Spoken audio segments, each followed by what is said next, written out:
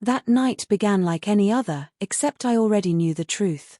For weeks, I had sensed something was off with my wife, Seraphine. The late-night work calls, the sudden hush when I entered a room, the way her phone always seemed to land face down, every detail pointed to one harsh reality I wasn't ready to accept. She was seeing someone. I wasn't one to jump to conclusions without evidence. I needed proof. And when I got it, I decided I would handle things on my own terms, calmly, strategically, and with precision. A few days prior, I had discreetly set up small security cameras around the house. Nothing elaborate, just enough to capture what happened when I wasn't there. It didn't take long. 2 nights later, the footage appeared on my phone. Her car in the driveway. A man slipping through the side door. She wasn't just betraying me, she was doing it inside my home. At that moment, something inside me went still. Not anger. Not heartbreak. Just, finished. I didn't confront her immediately. No shouting, no accusations. I let her believe I was oblivious, giving her the freedom to reveal everything herself. The next evening, I told her I'd be working late and even packed a bag for effect. But I didn't go anywhere. I parked a couple of blocks away, waited for the house lights to dim, and observed. My hands were unnervingly steady, too steady for someone about to catch his spouse cheating. Around 10 p.m., it happened. A black sedan pulled up quietly, headlights off. He stepped out, hoodie pulled over, trying to be discreet.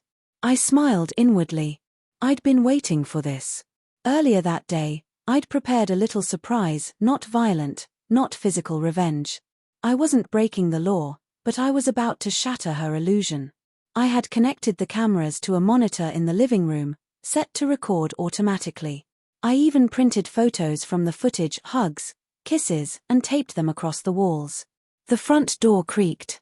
Through the window, I watched him enter confidently, as if he belonged. He whispered, "Seraphine," and she appeared at the top of the stairs, wearing the silk robe I once bought her. "You're early," she said nervously, smiling.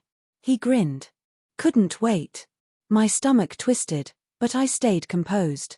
They moved toward the living room and then froze. Confusion first, then dread.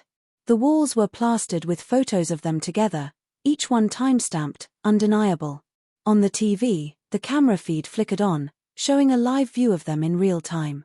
He spun, panicked. "What the hell is this?" Seraphine gasped, covering her mouth. Then my pre-recorded voice played. "Welcome to my home," I said. "Since you both seem so comfortable here, I thought I'd decorate with a few of my favorite memories. You'll notice the cameras, they're easy to spot. And don't worry, this footage isn't just here.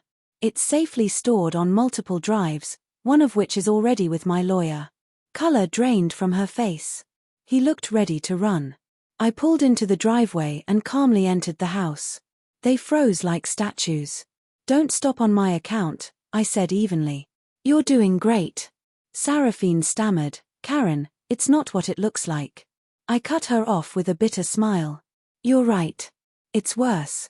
Her lover stepped forward, bravely. "Listen, man." "Don't," I interrupted. "You don't speak in my house." He squared his shoulders, glaring, but I didn't flinch. 2 minutes to get out," I said quietly, "before I show this footage to your wife." His eyes widened, he hadn't anticipated that. "Yeah," I added. "She reached out when things started smelling off. Turns out you're just as loyal to her as Seraphine was to me." He bolted immediately. The door slammed behind him. Seraphine stood trembling, tears streaming. "Please," she begged. "I can explain." "Explain what?" I asked quietly. "How you brought him here. How you smiled in my face while lying every night." She sobbed, reaching for me, but I stepped back.